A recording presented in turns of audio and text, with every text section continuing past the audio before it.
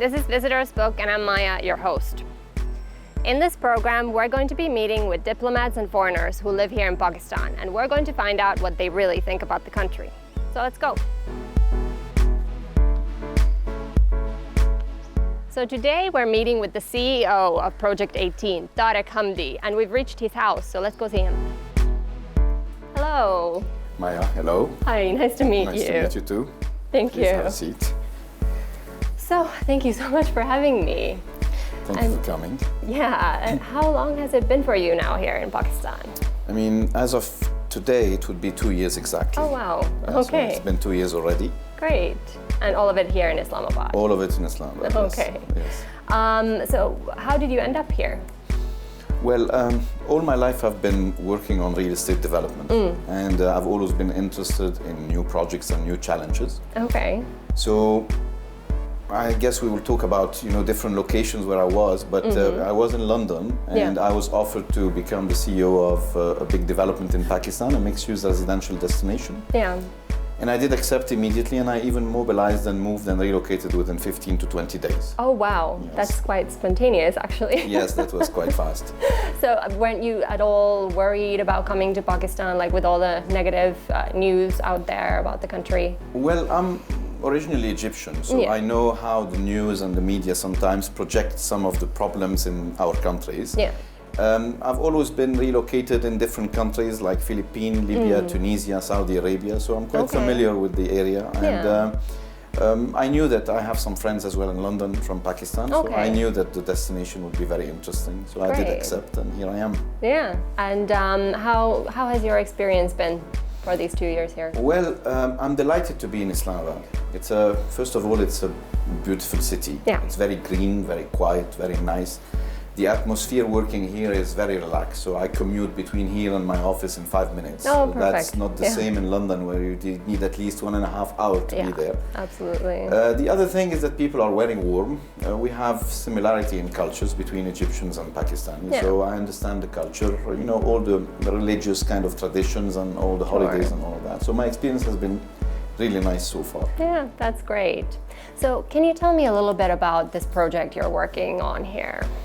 Okay, this is a very interesting project because it's, like I said, it's a mixed-use residential and commercial destination. Okay. It's on a main artery, which is the highway, the Kashmir Highway. So it is located basically on the expansion of Islamabad as a city, but it's also about 5 minutes away from the new Islamabad International Airport. All right. And only 15 to 20 minutes from downtown Islamabad. The main advantage of this project as well that it connects you with Lahore and Peshawar, which are main cities, and we are 2-3 minutes away from the highways leading to these. So we can say that we have a very strategic location. Yeah. Not only that, but we have a beautiful topography on the land. So the land is about 600 acres and about 2.7 million square yards. The land topography is very challenging and very nice. So not only you have landscapes, but you do have a topography that allows you to build a wonderful golf course that would be a championship golf course. So what would you say is special about Pakistan in terms of like real estate development or the market in general? Well, the market, we know that the government has announced maybe a couple of years back that there is a 12 million units in backlog that they need to actually build about 12 million units. Right.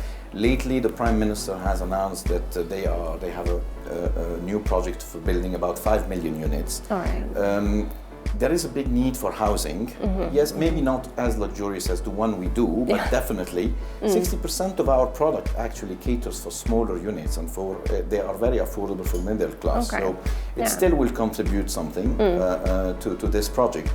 The market here in Pakistan is actually selling mostly plots where the owners would have to build. We have strict design guidelines, and we are designing an international standards kind of community, which I don't think has been designed yet so far. Yeah, that's really interesting.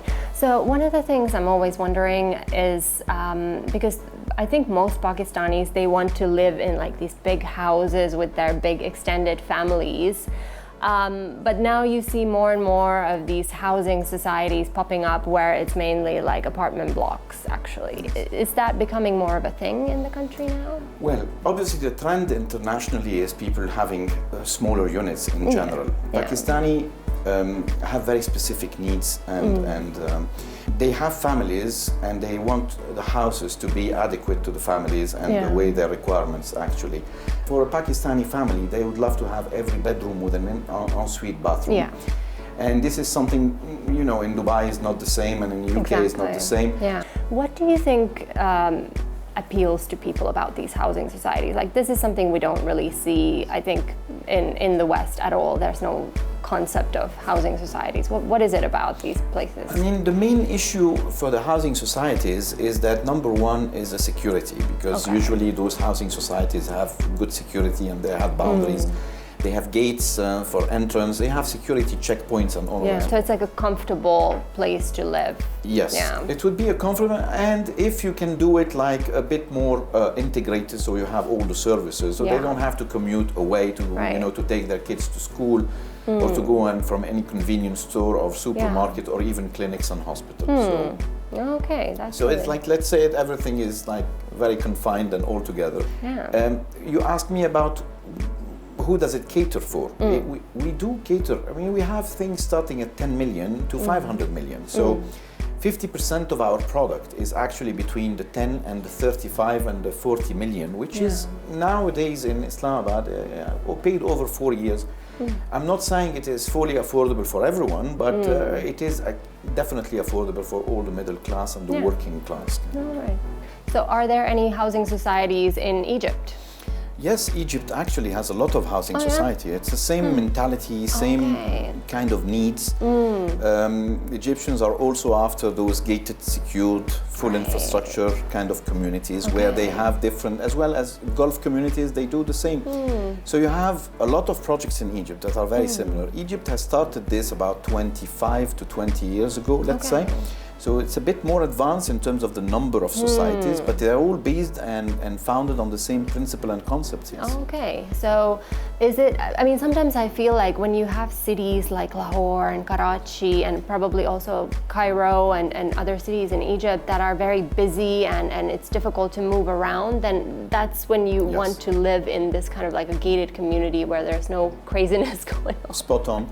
And there is another thing is that Pakistani families and Egyptian families, Middle Eastern families in general, are very protective of their kids and their girls, and you know, that's it. So they would love to, if my son is going to be using his bicycle around, they'd rather to be within a gated community, because they don't have, it's not the same as London where you can take your bicycle and just roam around, you know, in different places. So they will be more secure and more happy to see their kids playing outside and you know, on the lawns or outside in the main gardens and public. So there's an element of security and protection as well that they would like. Not that something would happen, but because we worry maybe a bit more in those areas. We are more family. Family is very important. Even you could see some kids and their sons and daughters, they live with their families all the way until they get married. Some of them are even 30 years old, but they still live with their families. This is the culture, so that's why the needs are very similar and the culture is very similar. Was there anything that surprised you about Pakistan? Like any differences in terms of like living situation and anything like that culturally? Well, what was funny at the beginning is that they were asking us to design homes which are affordable and more catered to the middle class. But the essential need is ensuite bathroom for all the bedrooms. So that's a bit funny because they still need this. Even though the house is smaller, they'll still design it this way. And that's a bit of a contradiction between saying, oh, but we're not as rich as the West or the other countries, but we still need 5 bedrooms with 5 ensuite bathrooms. That's a bit of a funny thing. So that's not surprising. Let's say that's a need that is essential, that they have to have. No, there are no bad surprises in here, apart that the country is still setting up to understand more the real estate development and to go forward, that's all. Well, how do you think things will change in the future? Well, things will change by bringing different societies, because if they were doing one model before, which is selling plots, so you get a big piece of land, you master plan it, you divide it into smaller parcels or plots, and then you sell it and people come and build it. Yeah. The disadvantage here is that sometimes people build whatever they want. So you have a pink house next to a brown house, a Victorian next to a Mediterranean, a Tunisian next to a Gothic.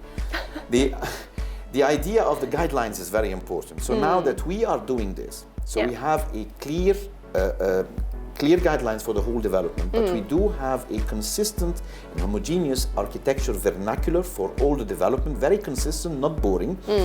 That is going to change a bit the way people think about real estate in Pakistan. They're going to start, instead of building like mass homes and mass apartment blocks that are not very nice, they're going to think more of designing the landscape and designing more of the Gulf amenities and around it, and plus the other things. So I think that this is the main thing. So with the more of the development, the more of the investors coming in, they're going to be open to more solutions, to more, let's say, facilitation. So things are going to develop. This is what happened in Egypt, and this is what's going to happen now. Yeah. That's very interesting.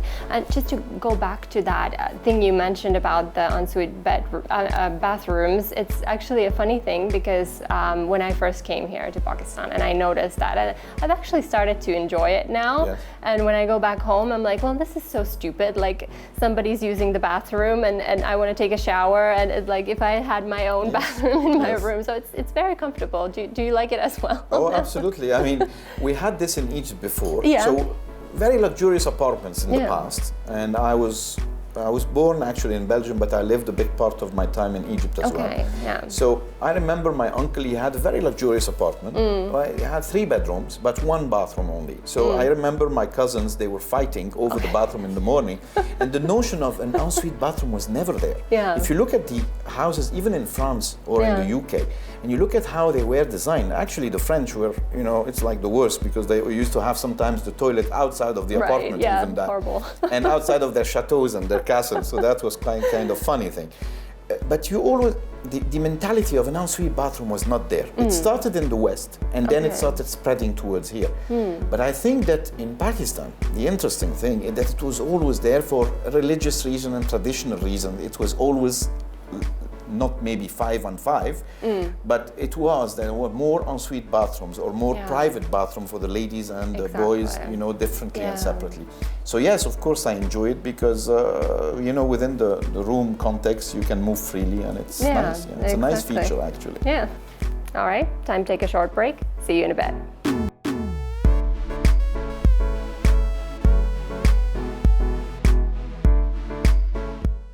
Welcome back, and it's time to have some tea. Sure. So, tell me a little bit about your background. It's quite complicated. You mentioned you were born in Belgium, but originally you are from Egypt? Yes. Okay. So my father is actually half Egyptian man with Turkish origins. Okay. My mother is half Egyptian with Italian origins. All right. They met, they got married. My dad was working in Europe, so he was the vice president for Westinghouse Electric, based in Europe, so in Belgium, specifically in Brussels. So I was born in Brussels, and I lived there for the first 10 years of my life. Okay. So my first actually language was French, and obviously some of the Italian because of my friends and some of the members of my family, and the mother as well. And then we relocated to Cairo when I was 10 or maybe 11 years old. Wow. This is where I did all my school and part of my university. So what I've done is I've done electrical engineering at Cairo University for 4 years. And my last year I finished in Polytechnique de Louvain in next to Brussels. It's 20 minutes from Brussels. And after that I started to work actually with General Electric and with Schroeder, which is a Belgian company for electrical lighting kind of solutions and projects. Oh, wow. A few years later, I started to do a postgraduate certificate with Sheffield Hallam University that I completed in 1998. And then I've got my executive MBA from the Sorbonne Université Panthéon 1 from Paris in France. Great. I graduated in 1990, so you can say that within 10 years I've had my MBAs and I've had my work experience, and in starting from 2000 was actually the very serious projects kind of real estate thing. Yeah. Before that it was also engineering and project development, all of this, but more on the electrical side. Okay. But from 2000 till today I've been doing real estate only. Great. So with all these countries and different backgrounds you have, like, where do you identify the most? Would you say you're more Egyptian or more Belgian? No, I am more Egyptian, definitely. Yeah.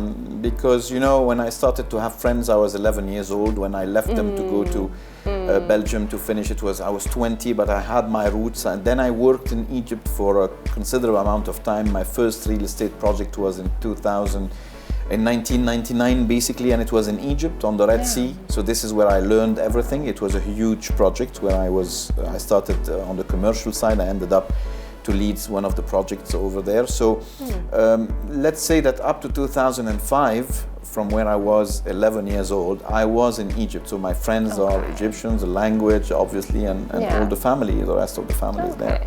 Yeah, great. And you spent quite a lot of time in the UK as well. Yes. Could you tell me a little bit about that? Yes, my base then became the UK since 2005.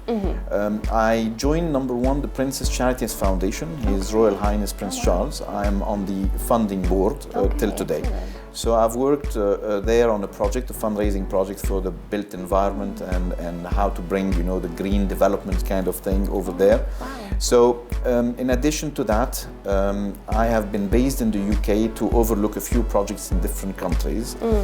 So my base was the UK, London specifically, and I was spending time in, for example, the Philippines. I've been working actively for a whole 18 months onto the Diosdado Macapagal International Airport, which is Philippine Manila. That's a new international airport and a mixed-use residential around it. I've worked about 3 months in Libya, just on the Green Mountain development, where they have the big Zeus temple. It was very interesting. Yeah. I also worked about 9 months in Tunisia, Yasmin Hammamat, for the Marina Hammamat, which is very famous. Yeah. This is a marina with berth boats, and it's a leisure marina with about 1,500 units all around. So that was also a very interesting project. Great. And one of the very interesting projects, I went to Puerto Rico. I worked for about 5 months on a development that did not happen, but that was the Genmar Studios, which was Jennifer Lopez and Mark Anthony when they were still married. Oh, wow. They wanted to do on the Roosevelt, it's an American base, they wanted to do shooting studios. So we've worked on the brand, we've done this, we've worked with Paramount and Universal companies and all of that. It was a lot of fun, but the project unfortunately didn't go through. I mean, we didn't get the funding for that, so we worked on the master planning. So it was an interesting, let's say, 20 years. But yeah, so you've worked obviously on a lot of infrastructure projects. What would you say are the particular challenges Pakistan is facing in this area right now? I think that the infrastructure in Pakistan and Islamabad specifically, there are few power cuts. And there is also shortage of gas sometimes for the heating.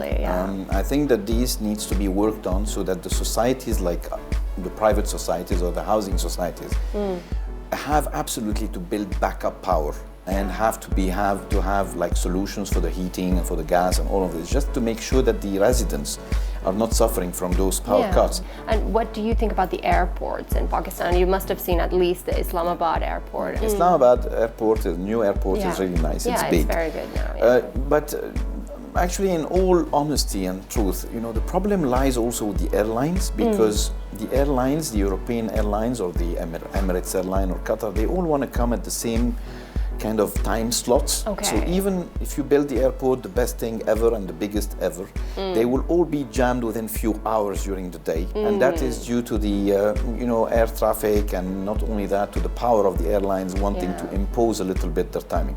So yes, airports needs to be, let's say, improved and modified, maybe slightly bigger, but at the same time I think deals with the airlines will need to be struck, so that you have this smooth access that you feel in Europe when you're coming in, that not every plane is landing at the same time, not every plane is taking off at the same time. What about the road network in Pakistan? Like, I've met with a lot of foreigners and they always mention that they're really surprised that the roads here are actually quite good. Was it the same for you? Yes, I mean the roads since I came, there has been a lot of improvements. I know, for example, when I came here in last year, we went to Sawat on a trip. Wow. It took us about 9 hours to get there because the highway was not opened. Yeah. Now the highway is open, the new highway, and they're saying it takes about 3 hours drive. That's great. So I think they are investing a lot into the roads, Yeah. and the roads were already not bad at all. Yeah, The Lahore exactly. highway, Islamabad to Lahore, is really good. Yeah, that's amazing. Yes, Yeah. so I think that the roads, it's quite surprising that some of the other aspects of infrastructure may suffer, but not the roads. I think that the roads are improving quite well. Yeah. So in your daily work here, how much do you interact with Pakistanis? Like how much of your staff is actually Pakistani here? Well, we are 210 employees at 18 plus contractors. We only have about 7 to 8 expats. Okay. So my interaction is basically with all Pakistanis. We get along very well. Yeah. I deal with Pakistani contractors, Pakistani consultants, advisors. Everyone is from Pakistan. Only 7 are foreigners. Even our designers were at initially like UK and US and from abroad, but now not anymore. We have about 9 consultants Pakistani. Okay. I think that the interaction is fine. We get along very well. We understand each other, and they are very efficient. How would you describe Pakistanis as people? Like what are the specific things that you would highlight? Well, about it Pakistanis? all depends as well if we're talking about Pathans from the north or if we're talking true, about Punjabi, true. because Yeah. they have different traits. They do. However, Pakistanis have the same traits as Egyptians. They're a bit relaxed. Yeah. Okay. So it's not like in the UK where people are commuting in the tube for a whole hour Yeah. to be on their desk at 8. That's not going to happen here. No. Okay. So, and they consider our project sometimes, oh my God, I'm going to commute for half hour to go to work. For me, this is heaven. Yeah. If I'm using a car and only half hour, because I used to commute from St. John's Wood in London to Shoreditch in 2 hours, sometimes Right. in the morning and coming back in 2 hours in the afternoon. The main trait of Pakistani is that they do have pride. They have pride on the nation, and they like to work with a lot of love and affection rather than push them to the limit. They will give you everything if you respect them and if you love them and give them care and everything else. Yeah. At the same time, they're a bit relaxed, so that's another issue that you need to. So you know, the balance is quite difficult here. The other thing is that Pakistanis are very clever when it comes to money, funding, finance kind of thing. They are very clever. They think good when it comes to either spending or investing. It's very difficult to sell a product to a Pakistani. Okay. Not because they are close to their pennies, no. It's just because they want to make sure that they're going to invest properly. So they have a lot of requirement. Egyptians are easier. So you can sell to an Egyptian, he will come and give you the first 2-3 installments until he realizes that he would like to ask a few questions. But not Pakistani. Pakistani would be very careful before signing a contract or paying even a 5% down payment. They will have to make sure. That's why the good thing is that with the Pakistani or our clients, we have about 200 clients. So far, those 200 clients are paying every installment on time. We have no delays. Yeah. We have a 93% collection kind of success, whereas the Egyptians would be late. So they would be paying, but they will be late. So in Egypt, you have an average of 60 to 65% collection success versus Pakistan, 90, 93. So the minute they actually commit, they follow, they do it and everything, but it's very hard to make them commit. So they're very clever with the money issue. That's great. So why do you think foreigners should invest in Pakistan? What are the advantages here? There is a big demand in Pakistan, for example. If we talk about the real estate sector, there's a big demand onto the units, as I said, whether it's affordable or even for the middle class. Pakistan is a very interesting country, first of all because it's connected. It's connected to most of the other countries from where the investors, and it has a rich culture and heritage that people would like to be part of. I think that not only the demand, but also I'm not going to say the ease of business because we have challenges so far, but everything, the government is very open to introducing new policies and legislations. It looks promising for the future. So the reasons to invest in Pakistan is that the returns on real estate are quite good. Even though we are not doing this on the first project, but we have announced other projects that will take place jointly with the government, and the government is willing to support that. I mean, right now, if you look at, for example, the capital city, Islamabad, none of these people are able to afford to live in the main sectors in Islamabad. What do you think should be done about that? Do you think it's the right way to build a city that you have these like sectors that are only for rich people and then the poor live like outside the city? No, the way we've designed our master plan, for example, on the 600 acres, is that we have done something that no other developer is doing, is that we have created this merge between the 8 canal units and the half canal units in a very nice way, in order to keep the 8, the 4 and the 2, let's say, nicely on the Gulf located, and separating everything with nice green belts and nice parkways, so where the 1, the half, and even the 5, which is, they call it the 5 Marla kind of thing, which is even smaller than the 10, will be placed within the setting of the parkways and the green spaces. I think that's the approach. The approach is not to separate the rich from the guy who wants an affordable housing. No, the idea is to try and mix the whole thing within the same master plan, same communities. Our sponsors are coming to meet the Prime Minister to actually try and propose the ideas of how to create those developments where you can have still the commercial and the affordable housing all together mixed with larger units. And the approach to do that, our land, unfortunately, with the topography, did not allow for affordable housing because it had a very intricate topography. However, there are land plots that are around us that could afford that and could allow that. We have a lot of offers from other developers for this affordable, let's say, low-cost housing that we are we intend to introduce within the next, let's say, few months. Well, Maija, it's been a great pleasure, and I think dinner time is approaching. And if you would like to be my guest, I would like to take you to my favorite restaurant now, and let's have some dinner. Great, let's do it. Okay, great. We're ready. All right, time to take a short break. See you in a bit.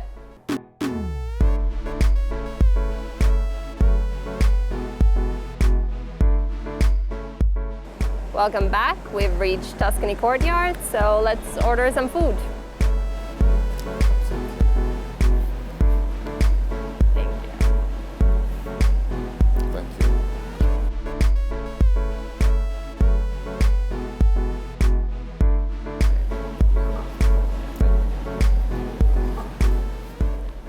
So you come here quite often, yeah? Why do you like this restaurant so much? Well, I like the whole place, as Kusar Market is very close to where I live, but at the same time I can buy my things. It has a nice terrace and nice outdoor seating, and the food is quite tasty. Yeah. So do you eat a lot of Pakistani food here at all, or you always go for like more Western? No, I do a lot of Pakistani food, so I'm in love with the palak paneer, which is mainly the spinach, and dal and all of this. This is quite, I mean, I like more of the vegetables and the rice and the biryanis and that kind of thing. So yes, I do like the food very much. I mean, medium spicy, not too spicy, because you're not used to that? I'm used to spicy, but sometimes here when you go for spicy, it's like really spicy. Yeah, that's true, So what's the difference between Pakistani food and Egyptian food? Like, I think Egyptian food has more like beans and like, I don't know, it's not that spicy. Yes. I mean, first of all, Egyptian food is not spicy. Yeah, exactly.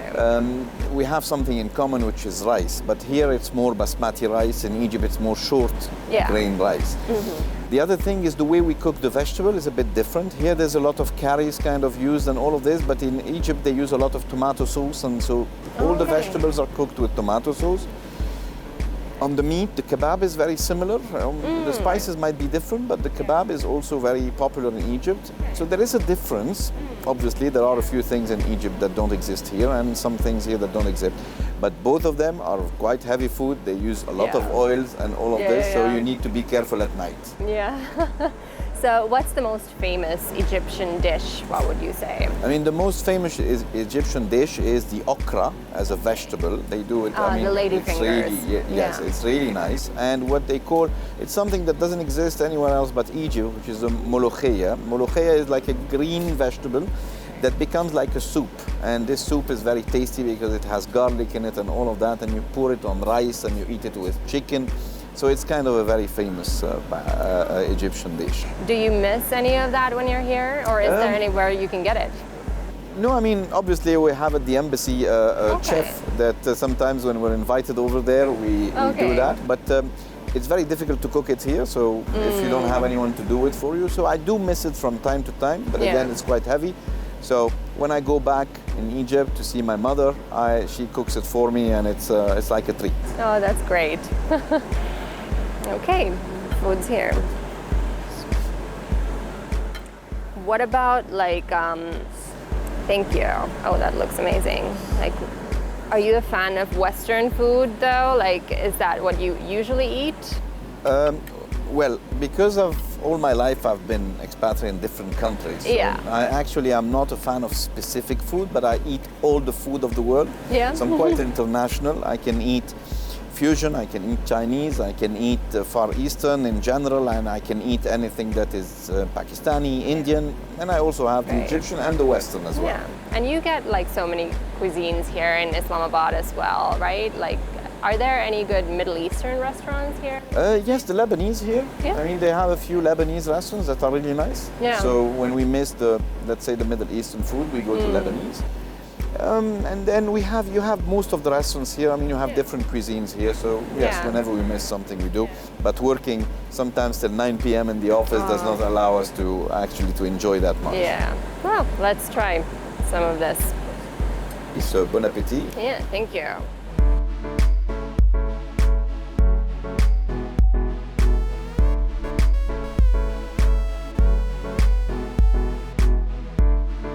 So I wanted to ask you a little bit more about like where you come from in Egypt, your home city. Would you even say you have one? Yes, like, I do. Where do you go? Well, my father, we have a house in Cairo. That's a family house that has been there since a very old times. Yeah. And my mother, all my mother's family is from Alexandria. Yeah, so basically, my mother is Egyptian Italian from Alexandria, and my father is Egyptian Turkish, and my father has roots to the Topozada family. The Topozada family is actually cousins of the royal family. So actually my paternal grandmother is Aziza Hanem Topozada, who is cousin to the latest King Farouk. Oh, wow. Those families, obviously, Turks and Albanians were in Egypt, not anymore. So, but we do have roots there. So we have a house, and my father used to be very strict about those family traditions. So these are the two parts of Egypt where I come from. My mother is more from Alexandria, where it's more Greek and Italians were there, so they have this kind of culture of restaurants and kind of more relaxed kind of. That's amazing. Would you say Cairo is in any way similar to any of the cities you've seen in Pakistan, maybe? Is there anything? Cairo is similar to maybe Lahore and Karachi. Yeah. Very busy, 22 or 25 million people in Cairo, very hectic, lots of traffic. Okay, I see. And you know, Egypt is obviously like a fairly moderate, modern, kind of a Muslim country. What would you say are the main differences between the two cultures, like in terms of maybe women's rights or, I don't know, the way people dress? Any differences there? Okay, so I think that a lot of similarity in the understanding, but and let's say the traditions. But I can say that that Egypt has opened a bit earlier than Pakistan. Don't forget that 20% of the Egyptian population are Coptic. Yeah. So, and this is like a normal, homogeneous. These are native Egyptians, 20% Copts, and we had some Jewish as well population in Egypt. So let's say that Egypt, for all times, even 100 years ago, was even more open than now. Yeah. Sure. In terms of dress, I prefer the Pakistani dress for women and men. The reason for that is that this is a national dress. Egyptians' national dress was discontinued after the king. And the women, they wear very nice shilwar kameez and kind of national dress. It's very nice. It keeps the woman preserved and conservative, but at the same time, it shows there are more varieties, let's say, more options on the dress. Again, the national dress, the Pakistani national dress for men is also very nice and very elegant when you can have a sherwani for weddings and all of that. So it's very really pretty. nice. But I would need to tell you something, that I find myself very comfortable in a nice kurta and jeans, going to my office where I look, like all wearing black, so it looks very official and it's quite handy. And with this heat as well, it perfect. does help you out. Yes, of course. It's suited to the weather. Absolutely. Yeah, absolutely. That's great. And do people ever mistake you for a Pakistani when you wear shalwar kameez? Not much. Not They much. don't? No, they don't much. I mean, some of them try to speak to me in Urdu, but I don't respond, so I respond in English. But they doubt sometimes, but they don't mistake me for Pakistani. Yes. Oh, okay. Maybe it's because the jeans on the kurta, they understand that this is like a what foreigner. is this? Yeah. What is this? What you are you see doing? that more with women maybe Yeah. than with Yes. men. Yeah, that's Yes, true. absolutely. All right. Do you think a lot of Egyptians know much about Pakistan, or is it like a completely foreign territory for them? No. For many years, Genghis Khan was the world champion in squash, and he was a role model for the Egyptians, because Egyptians are very much into squash kind of playing. And now I think that Egyptians are the world champions in it. So he's been used as a role model for them, for those young guys. And because of him, believe it or not, maybe not because of the development, not because of the cultures, but because of him, Egyptians got to know a lot about Pakistan. Okay. So they know about Pakistan because of the armies. The armies have like kind of good relationship. Yeah. And exchange programs and all of this. Right. Plus, obviously, the not too much about the cricket though. Yeah. But squash, yes. So Egyptians don't watch cricket, don't do anything, don't even understand cricket. Yeah, I don't either. Yeah, me neither, by the way. I've been here 2 years. And by the way, my house in London was in St. John's Wood, nearby the Lord's Cricket grounds. Okay. I have never, for the past 14 years, never attended a game of cricket and never seen. I was avoiding those cricket days because of the people are so much in the streets. Yeah. It must have been really busy.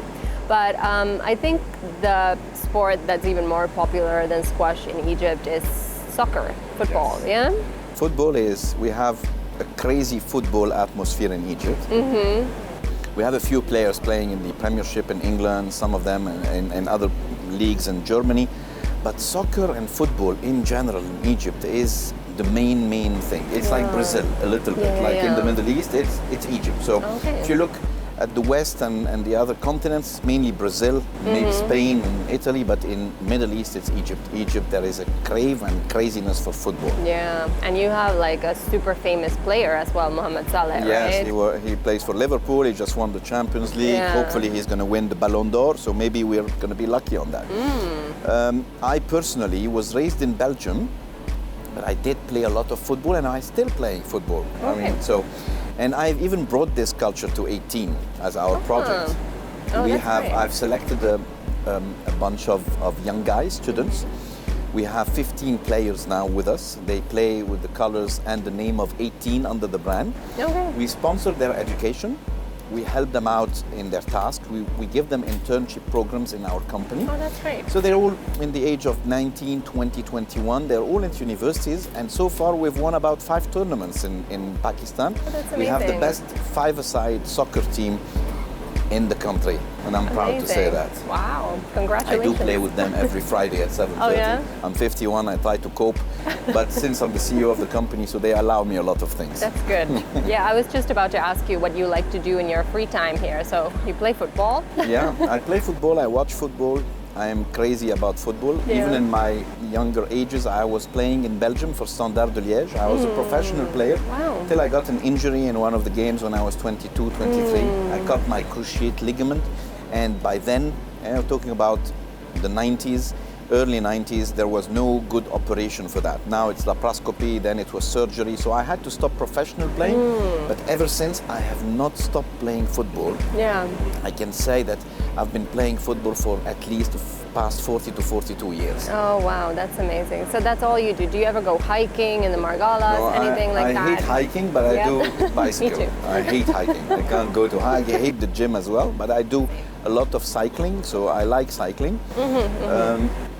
I've had a couple of trips by bicycle. One of them was in Croatia, and the other one was in Jordan.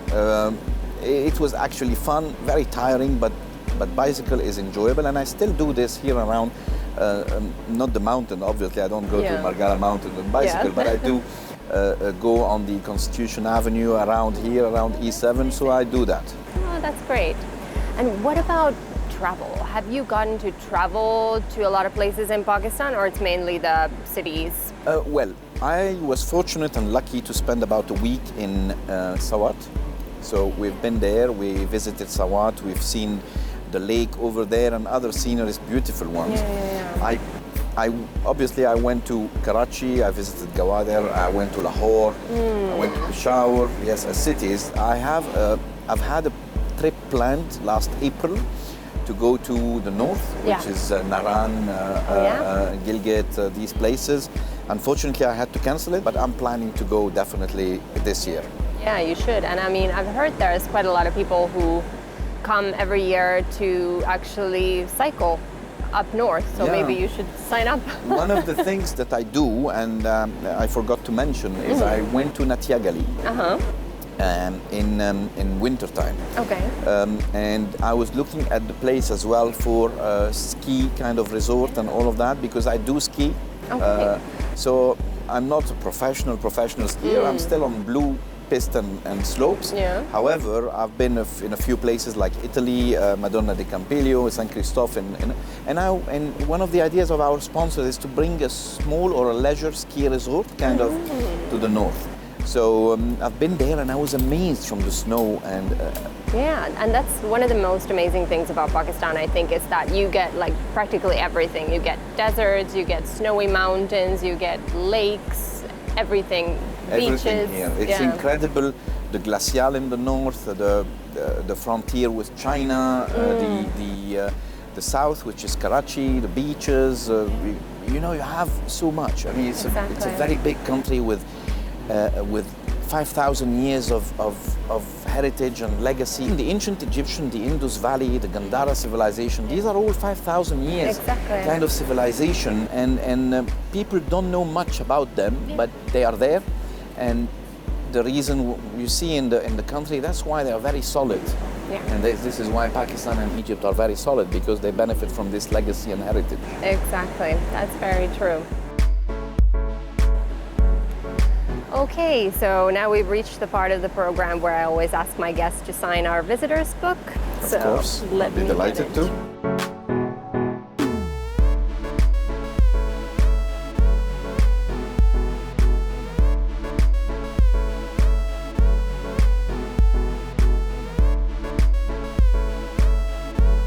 Thank you, Maija. Thank you. So let's see what you wrote. Thank you, Maija, and the team for giving me the opportunity to express my love to Pakistan and the project. I wish I could retire here in Pakistan. Wow. Thank you. And thank you so much. Thank you so much for inviting me to your home and for taking me out to this lovely dinner. Thank you. Thank you very much for giving me the opportunity. Thank you. That's it for today. Please join me again next week. Goodbye.